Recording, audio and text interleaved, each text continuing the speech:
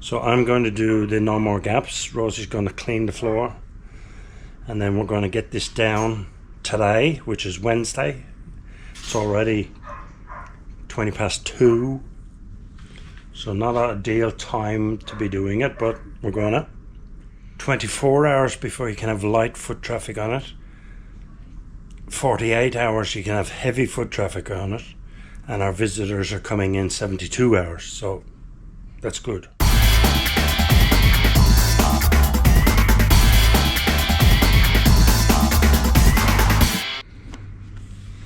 The kitchen floor, I'm going to use garage floor epoxy, which is this thing, epoxy with flakes in it. Charcoal grey. I've got my reasons for choosing this. First of all is that to put any kind of board or vinyl or anything on the floor would raise it just millimeters, and that would negate the use of the kickboard drawers I put in, because they're so shallow anyway that if I raise the floor at all, those drawers are next to useless. That aside, when I thought about the epoxy, turns out that's going to be the cheaper option anyway. $160 for this kit, whereas vinyl board, even the cheapest vinyl boards, are probably $40 a square meter, and we've got maybe 6 square meters we'd have to buy. So this is the cheaper option. It'll be the quickest option. I'm just going to pour it on, spread it out. Bob's your uncle.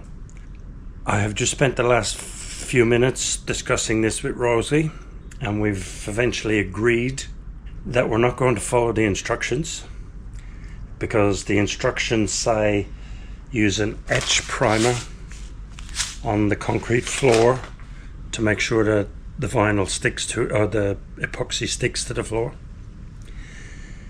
I'm not going to do that, because a lot of fussing about minimum of 72 hours drying time for that, and I want to get this done. I'm happy to do it without the etch, because I believe epoxy will stick to just about anything.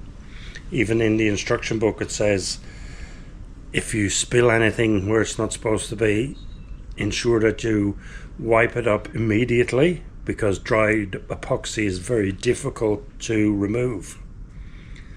And so if it's very difficult to remove, then I'm happy that it's going to stick to my floor anyway. So the floor is clean. It's a self-leveling screed that I put down a couple of weeks ago.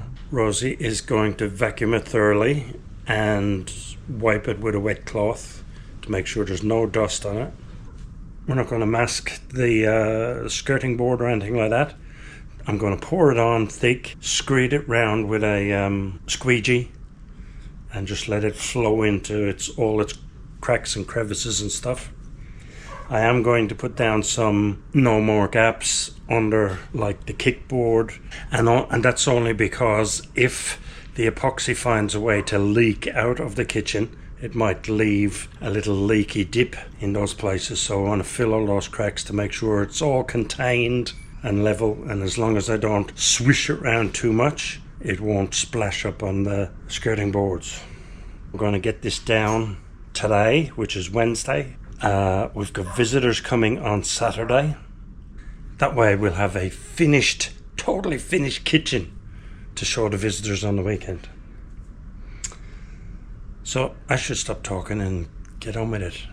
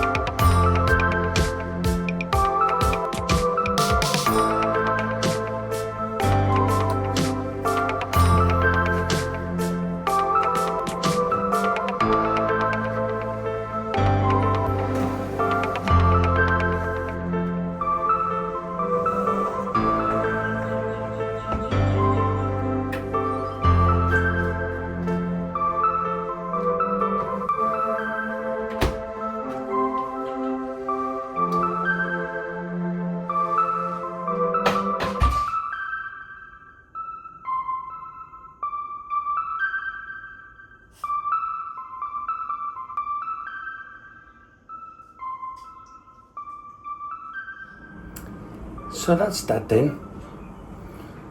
All done and dusted. I'm moving on to a new project this week, next week, whenever I get round to it, whenever I feel like it. I hope you enjoyed the very long series of this bathroom and kitchen. I might actually do a combination video of the whole bathroom and then the whole kitchen. But I'll get round to that one day. In the meantime, probably next week, look out for a new video on a new project. For me, I'm moving into my project next. So thanks for watching. Give me a thumbs up if you liked it. And I'll catch you on the next one.